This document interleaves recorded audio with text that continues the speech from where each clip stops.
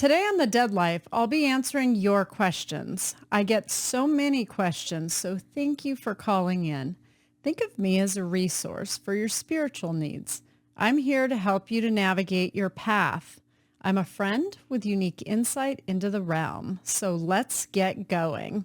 If you want to leave me a message that might be shared on a future episode of The Dead Life in my Love Me Not segment, or you have a question about a psychic experience you've had, leave it at 802-DEAD-811. That's 802-332-3811. You can follow me on Instagram at Medium Allison, on my Facebook fan page, and you can binge on my YouTube videos to watch readings, including episodes of The Dead Life. Don't forget to like and subscribe.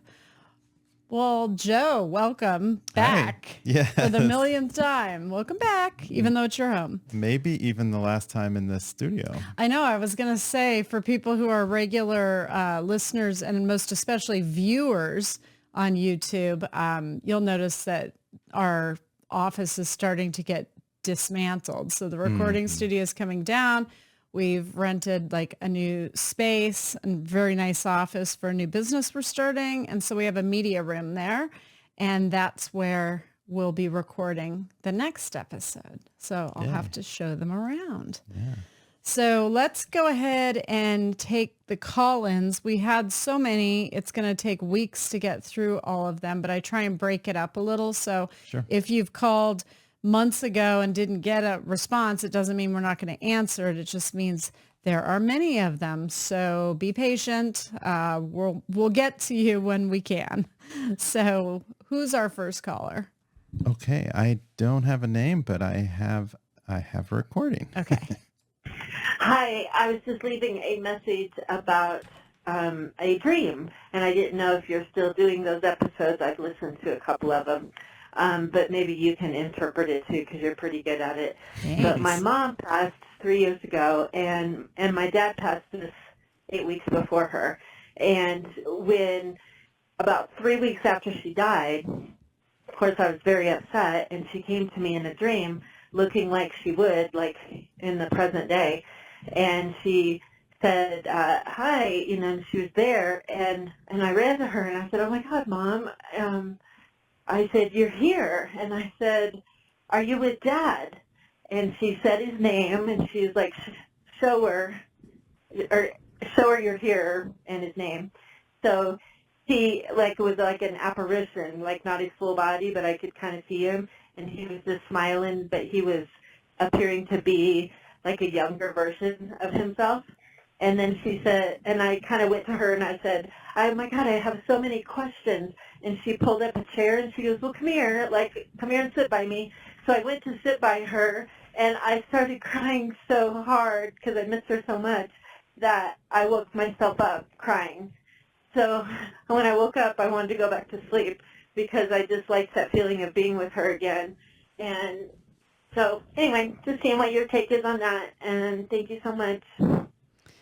Well, that's a visit, obviously, that she had. And I'm glad that she got to see her mom and the comfort it brought her, the fact that it caused her to wake up. A lot of people wonder why that happens.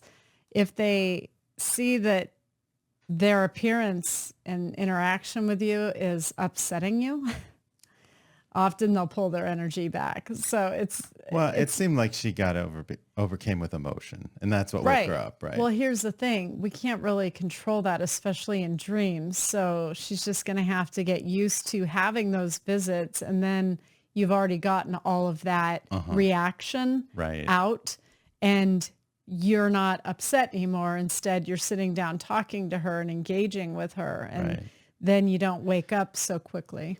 Don't get discouraged, though. It takes a lot of practice, right? Yeah. Yeah. Yeah. So, but that wasn't a dream interpretation. That was just a straight up visit. That was her mom. Right. Yeah. And the fact that her dad appeared younger, and apparitions, they'll often appear opaque, or, like they have some layers of solidness taken off of them. They just, they don't look as present as we are, but they feel as present, if not more present than we are.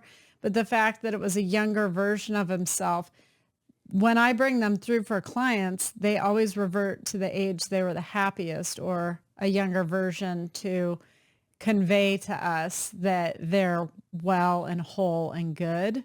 So that's why the younger version of him was seen by her. Think about it. If you die and you're coming through to your kids and you can look any way you did at any point in history of your life, you're not going to look the way you did when you died if you died at 89 or died older. I wouldn't look like I do today. I was looking at these little bags here. I'm like, that's got to go. Yeah, time's not fair. It's true. So that's why people revert to a younger age. Also, you'll often hear elderly people say sometimes they look in the mirror and they feel like they're looking at someone else because they feel the same on the inside as they did when they were young, but they look in the mirror and they don't recognize that person, and it's even though it's them. So I would say we could all understand why they go back to a younger age. I'm glad she got a visit from her mom. I'm glad that she got to see that her dad is well and good and that they're still with her. And that's what they were trying to convey to her. It is our emotions often that will block them from being seen by us or communication if it evokes sadness in us in a deeply profound way where it alters our life, where it's affecting us in that way. They can deal with us being sad. They understand that. But if every time after you died, you came around your child and your mere presence caused them to fall apart or not be able to function in life, you'd pull your energy back. That's what they do. Yeah. So that's why she woke up. And when you wake up and you're that upset or that emotionally rattled, that's the difference between a visit and a dream. A dream is something that you wake up from and you might feel a certain sort of way, but there's a connection, a soul connection with the person who died that is indelible and leaves an indelible mark on your soul. And when you wake up and your soul recognizes their soul, that's a visit. In dreams, we can wake up upset that our daughter, for instance, I had a dream once that one of our daughters passed away, but I was talking to her and it was this whole detailed, drawn out dream, which obviously upset me a great deal. But what it really had to do was the death of her childhood because she was moving on and getting married. And so I had this dream where I couldn't, pull her back, and she was leaving the house. She was leaving us. And it wasn't about a physical death. It was the death of her childhood. So you have to look at dreams and visits. Dreams can still be upsetting. You have to obviously decode what the root of it is, as I did. However, the visits is more of a soul understanding that you connected with that other soul. So it's a nuance that you have to feel. In the dream that I had where our daughter passed, I didn't feel like I was connecting with her soul in the dream, interacting with her in that way. It was as if she was outside of me and I was looking at her from a distance. Right. It wasn't that connectivity that we get with a visit where they're explaining to us that they're okay and that it's not our time. It's a different scenario. So I hope people learn the difference in their own lives so that they can enjoy those visits. And before you go to bed, it makes it a lot easier for them if you say, put up a young picture of your dad, the way he looked in the apparition, and say, Dad, we had a great life together. I love you. I still want you to be part of my life. I'm ready for a visit. And just smile and go to sleep. And the more that you do that, the more you open up that communication between the two of you so that it's more frequent. And once they see that their presence in your life actually brings you joy, they come more often. And it's more easy to communicate with them as well. So, all right. Well, let's go on to the next question. All right. Yes, my name is Susan Cochran, and I live in Oregon, and over here in Oregon, they have what's called End of Life, EOL, Death with Dignity, DWD. So it's EOL, DWD, End of Life, Death with Dignity. And I was just wondering what your perspective would be on something like that, if maybe you could look it up. But it's like Dr. Kevorkian did, assisted suicide, but they don't like to call it that anymore. So that's why they call it end of life, death with dignity. And I was just wondering if you could talk a little bit about your perspective on that. Thank you, Suzanne, for calling in. I found this to be a very important question to comment on from my perspective, since I am sort of a referee between the living and the dead. You've So seen both sides. I Yeah. have. So I'm familiar with end of life, death with dignity. It's funny how times change. Uh-huh. Before this was called assisted suicide and nobody liked how that felt. I think part of the reason with Kevorkian it was a problem is there was a question, and correct me if I'm wrong, of whether or not the people were actually terminal that were dying, that were Wow. being helped to die. So I didn't study up on this, so I'm not sure, but I remember Dr. Kevorkian, and the one of the issues I think is anytime you have somebody that's really pushing the limit and maybe he's an innovator, I don't know. Right. They can come across as crazy, Sure. and maybe they're not, or maybe you need just that amount of crazy to get it shifted a little bit, so then we can try it out as thinking people. And I've true. seen this in astrophysics that I study. Once they found other planets, all of a sudden the search for extraterrestrial life became a legitimate study, and they do it in legitimate ways now. 15 years ago, they're considered crackpots, Right. And so times change. Well, psychologists used to be called quacks, and it was considered quackery to even go to one or put them on the stand. And now Right. everybody's very pro counseling. So Right. Until it depends. was taken over and taken seriously. The first people in, Right. Took it on the chin. took it on. So I don't really know. I don't have personal experience on that, but So I mean, the Kevorkian, I think one of the concerns was that some people are just depressed and that Right. they weren't actually terminal and that they were suicidal in nature, or they were savable down the road. that's a good point. Where do you draw the line? Right. Right. If you have cancer, well, then it's pretty Right. clear you're going to die soon. Why I go think through that's the pain? I think that's a good place for everybody to start with. I personally don't believe in making people suffer in terminal diseases to make ourselves feel better, that we somehow help them to live their full life. If our animals are in pain, we put them to sleep. Some people do. Some people, Those people, 'em- I would argue, are selfish. yeah. That they put their needs above the needs of the animal Right. who's suffering.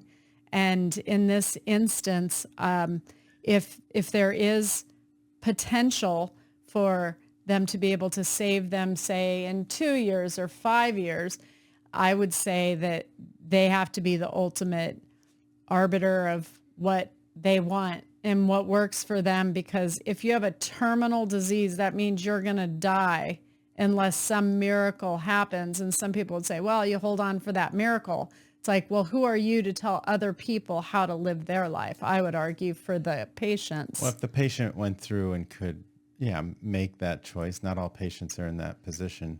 And I guess to play devil's advocate, and I'm sure politicians have talked about this, because when you pass a law, you got to think about all the different options. And what about if a doctor is pushing a patient maybe to do the assisted suicide because it's going to be very expensive to keep them alive, and the insurance company is pushing that doctor to Right. to do it, and that would That's be a good wrong. point. And maybe For a financial reason, For a because they're financial not a reason. good bet 'Cause they're on not a good life. bet, right. Okay. if the numbers come up that you're not a good bet, but you're not ready to go, then Yeah. in our society, you should be able to stay. Well, and I think a lot of people were worried that it would kick a door open, because often the government will do things like this. I think most people agree, where they open the door for one reason and then they usher in a bunch of other people under some sort of general term, or, they Right. corrupt it somehow. Right. So I know that in Canada, there was a big dust up that I was hearing about last year, where they were encouraging people who were suicidal or, that were former veterans that had PTSD and Oh, were right, suicidal right, yeah. to go through assisted suicide instead of being treated. Right. And I'm against that. Absolutely. Now that's a totally different story. So that blew my mind. And I think often when it's government run, we don't know what they're doing under the table and then what the doctors are doing hand in hand, as you said, with the government. So Right. what she's talking about in Oregon, so no offense, but Oregon's pretty, I don't know, isn't it kind of easy breezy hippie, like kind of mentality? There's like, 2 Oregons. right? There's Okay. 2 Oregons. Okay. They're split. It's basically coastal and inland. And on the coast, yes, they're pretty hippie. That would be a good way to put Okay. it. Yeah. So they typically are people who, they are energy workers. They believe in that. They believe in maybe doing some Western healing married with some Eastern or homeopathic remedies. And I think they tend to, especially people dying, try everything because they don't really want to die. So if they get to a point where people play with words because they get upset with, like, I hear rape being called like 2 or 3 other things now. I'm like, oh, okay, it don't is what water it it is. down. Yeah. It is what it is. It's ugly. So I see the same thing here. It's an assisted, maybe suicide's not the right term because they're not doing it because they hate this world. They're doing it because they're in pain. So I can understand that change in terminology there. But death with dignity, sure. Call it what you want. The bottom line is it should be up to the person. For me, it's as long as they've been diagnosed as terminal. You got ALS and, you've got stage 4 cancer and all these ways people are afraid to die, but then some of them will make an argument and subject those people to the pain rather than feeling comfortable about them making a decision on ending that ride. And I think it's got to be up to the person. And I do think they've been very careful about it in the time that they've been doing it in. I think there's like 3 or 4 states that are doing it, and you can call in if you have the answer to that. Sure, But sure. Portland was definitely at the forefront. California, I think they're the first. is in there. It's going to be the ones that were just a little bit more open Sure, to that kind of termination, really, of your life. But again, But I think what she might be asking, and I think this is a great conversation. I love it. But on the other side, when people go through this, how are they viewed? okay. Okay, this is so interesting. So I've been talking about this with a client lately.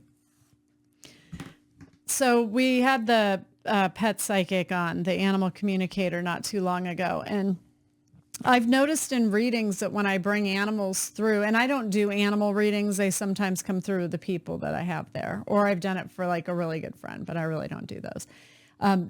They thank their owner, whatever you want to call them. I'm not going down that road, but they thank them. They thank them for loving them enough to put them to sleep and put them out of their pain. I found that profound. I've brought people through who have died with end-of-life treatment, such as that. They come through just fine. They don't actually have the same energy as somebody who passes of an actual suicide. So I want to make that distinction. When I bring through somebody who committed suicide, who was a healthy person for the most part, Physically healthy, maybe physically mentally healthy, not. correct. They tend to go back to childhood because it's the last time they felt safe before their chemical imbalance took a hold of them, and then they tried to self-medicate, which led to addiction, and it's like a perfect storm. They have a totally different energy than end-of-lifers. End-of-lifers come through as having felt healthy and happy in their adulthood. They didn't have a death wish. They just didn't want to suffer, and they didn't want their loved ones to watch them suffer. So they come through younger and healthier. They often say they're whole again. which is completely differently than the energy of somebody who passed to suicide. Now, I do want to say people who die of suicide, their chemical imbalance is gone once they pass. So I will feel the version of them that they wanted to be in life and couldn't get to. You know, that's the essence of their soul, and that's what remains. And they're fine. But they'd been sort of, I don't want to say, they've been at a crossroads for a long time, trying to figure out how to function in this world and why they were even here. That's what people who commit suicide, they think that their family's better off without them. Right. You know, they have a delusion, or they need to have it, that you're going to be okay because their wife's just going to remarry, and then their kids will have a dad who's more present. You know, they think somehow they're doing us a favor as well. Now, the end of lifers, they just don't want to suffer anymore. They come through just fine. So they do feel differently as they come through. I hope that answers her question. Yeah, They don't have the same energy, and they're not in purgatory on the other side for Right. those that have That's what I was gonna Catholic say, yeah. upbringings. They're not somehow suspended. Suicides aren't even in purgatory. You know, they're actually in places that they were happy. For instance, I've brought through a 16-year-old boy who, you know, he was gay and he felt misunderstood, and for whatever reason ended his life, but he kept showing himself in a coliseum at a concert, like a music concert and he kept saying, everyone here's like me. Everyone here is like me.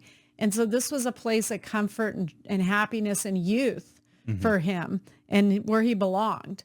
And so that's vastly different than a woman who's 60 years old who has given end of life treatment because she has like severe Parkinson's or something that she's struggling with that's going to end with her dying, and her being surrounded by her friends and listening to music and feeling happy and telling everybody goodbye and that she loves them and letting go. It's a very different energy. There's no trauma in her ending.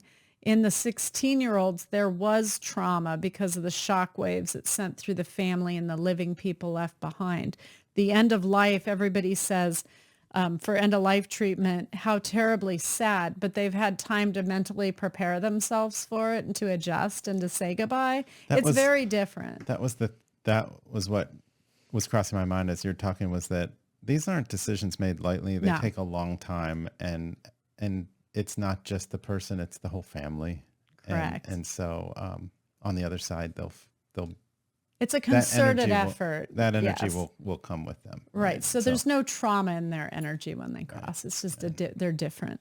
So, okay. Well, I hope, Suzanne, that answers your question. And sorry to the people in Oregon that don't feel like they're hippies. I didn't mean to make them all sound like they're all kumbaya-ing. I mean, I don't know. Yeah. I think I've been there to Portland a couple of times and I haven't been back in 10 years. So I'm like, don't really know the energy of it, but I'm just assuming that they're very open people, tie-dye kind of like love the one you're with, boomers from the past. That's how I picture it.